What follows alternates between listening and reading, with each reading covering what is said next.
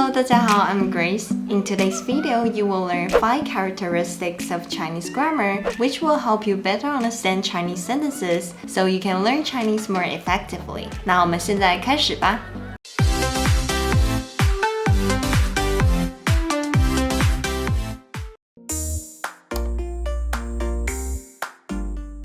The first characteristic of Chinese grammar is Chinese doesn't have verb conjugations. Chinese has no verb conjugations, which means that we don't change the verb forms to express tenses or moods, etc. How do we express tenses in Chinese then? To indicate when the things happen, instead of conjugating the verbs, we often use time words, adverbs, or auxiliary verbs to do that. For example, 我去她家 I go to her house. 我昨天去她家 I went to her house yesterday. 我明天去她家 I will go to her house tomorrow. Here you can see that the verb 去 to go stays the same no matter when things happen. The action taking place is specified by the time word 昨天 yesterday and 明天 tomorrow. But if the context is clear enough already, you don't even need these time words. For example, 你昨天去哪? Where did you go yesterday? 我去她家 I went to her house. You can see that in the second sentence, there is no time word, but we still know when the action happened because the context is clear. To learn how to express different tenses in Chinese, check out this video. Even though Chinese doesn't really have tenses, but we have aspect. We use aspect markers to indicate the state of an action. For example, in Chinese, the particle 了 can be added after verbs to indicate that an action or event is completed or realized. For instance, 我看了一些照片. 我看了一些照片. I looked at some photos. Here, 了 is added to indicate that the action 看 to look has been completed. 了 can be used in the past or in the future. 我昨天晚上喝了咖啡. 我昨天晚上喝了咖啡. I had some coffee last night. 我明天喝了咖啡再去工作. 我明天喝了咖啡再去工作. Tomorrow, I will go to work after having coffee. 了 in these cases is just for expressing the completion or realization of the action. It has nothing to do with tenses. Another example is the progressive marker 在. It's placed before verbs to indicate that an action or event is ongoing. For instance, 他在喝咖啡.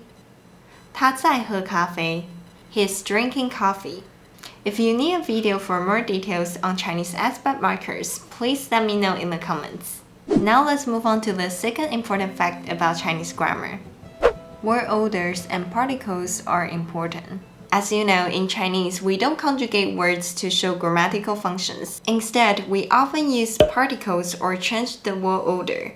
As mentioned earlier, in Chinese, we use particles like 了 to indicate the completion or realization of an action. So using particles in Chinese is an important way to help expressing grammatical meanings. Another way to express grammatical meanings is by changing the word order. It's for this reason that many people think Chinese has no grammar because our word order seems to change quite often. But when the word order is changed, there's always a reason for it, which means that there are some rules you can follow.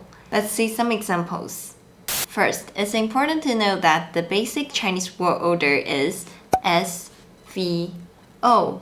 However, you may also see word orders like O, S, V, or S, V in Chinese. Here is an example. 我喝咖啡了. 我喝咖啡了. I drank coffee. But you might also hear people say 咖啡我喝了. 咖啡我喝了.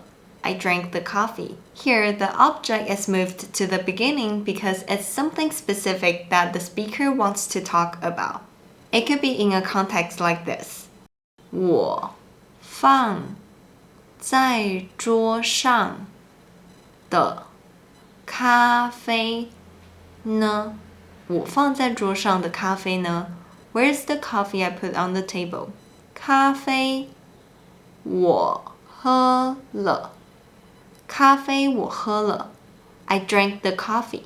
In Chinese, there is also a very unique sentence structure where the object is placed before the verb, creating the 把 construction. If you're interested in learning when and why we use this sentence structure, go check out this video. To communicate with people in Chinese, it's important to master basic Chinese grammar. So I'd like to take this chance and recommend Yo-Yo Chinese to you. Their video-based Chinese grammar series has over 70 video lessons and cover all necessary grammar points you should know. Yo-Yo Chinese has been in the market for over 10 years, and their website is by far the most comprehensive online learning platform with over 1,000 video lessons that are structured into 6 easy-to-follow courses.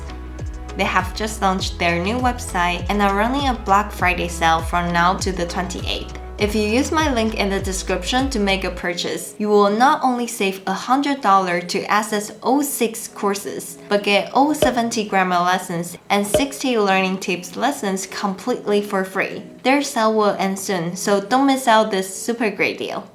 Okay, now let's move on to the third characteristic of Chinese grammar. Chinese is a topic prominent language. Chinese, just like Korean and Japanese, is a topic prominent language, which means that many of our sentences are formed with the topic common structure. A topic is mentioned first, and then additional information or personal comments are added to it. Let's take a look at the last example again. 我放在桌上的咖啡呢? Where is the coffee I put on the table? 咖啡我喝了. I drank the coffee. Here, 咖啡, coffee, is the topic of our conversation, so we can put it at the beginning of the sentence. This is a topic common structure. But remember, the topic should be familiar for both the speaker and the listener. So here is a wrong sentence. 一杯咖啡我喝了. 一杯咖啡我喝了. I drank a cup of coffee. You can only say 我喝了一杯咖啡. 我喝了一杯咖啡 because which cup of coffee you drank is unknown to the listener, so they are not familiar with it. Thus, it can be a topic. Next, we are going to talk about are Chinese nouns countable or uncountable? There are different schools of thought on this because Chinese nouns are quite special. Some people think all of Chinese nouns are uncountable because in order to count them, you have to add measure words to them. Like 一篇文章. 一 is the number word. 篇 is the measure word for 文章, article. It's similar to that in English. When you want to count uncountable nouns, you need to use measure words, like a cup of coffee, a bottle of water, etc. So in Chinese, when you are learning nouns, it's best to learn their measure words at the same time, so when you need to count them, you know what measure words to use.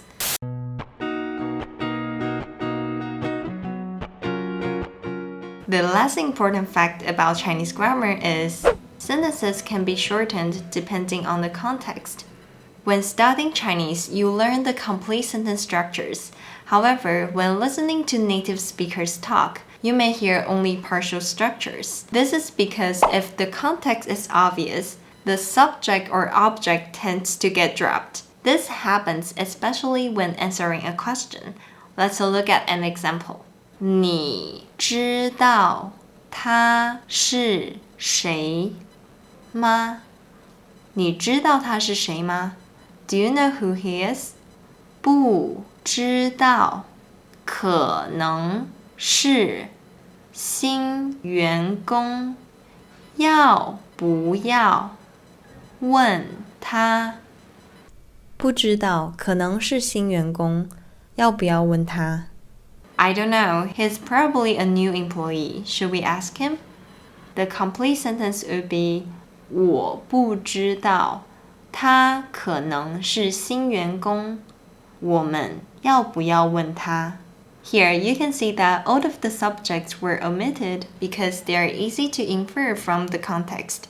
Another example of Chinese sentences shortened depending on the context is that conjugations aren't used to connect sentences as much as in English. Here are some examples. To express, if you have questions, let me know. In Chinese, the complete sentence would be 如果你有问题，可以跟我说。如果你有问题 if you have questions, 可以跟我说 you can tell me. But in daily life, you might hear people say 有问题跟我说，有问题 have questions, 跟我说 tell me, without any conjunctions. Another example is that when there are two actions happening in a time sequence, something happened first and then another thing happened. Oftentimes, we don't need connecting words between them. For example, 他昨天来我家吃晚餐。他昨天来我家吃晚餐。He came to my house and had dinner yesterday. Here, between the two verb phrases, 来我家 to come to my house and 吃晚餐 to have dinner, there's no conjugation needed. So just remember that compared to English, Chinese is a language that doesn't rely heavily on connecting words to show the relationship between two phrases or sentences. Learning complete sentence structures and conjunctions are still important because they help you express yourself more clearly. But don't forget the concepts you learned here today to avoid any frustration with partially complete sentence structures in the future. Alright, that's all for today. I believe that knowing the characteristics of Chinese grammar will help you learn Chinese faster and with less confusion. 如果你觉得今天的影片很有用，别忘记按赞、订阅和分享哦。And if you'd like to learn some daily Mandarin expressions, check out my Instagram, Grace Mandarin. 那我们就下次见喽，拜拜。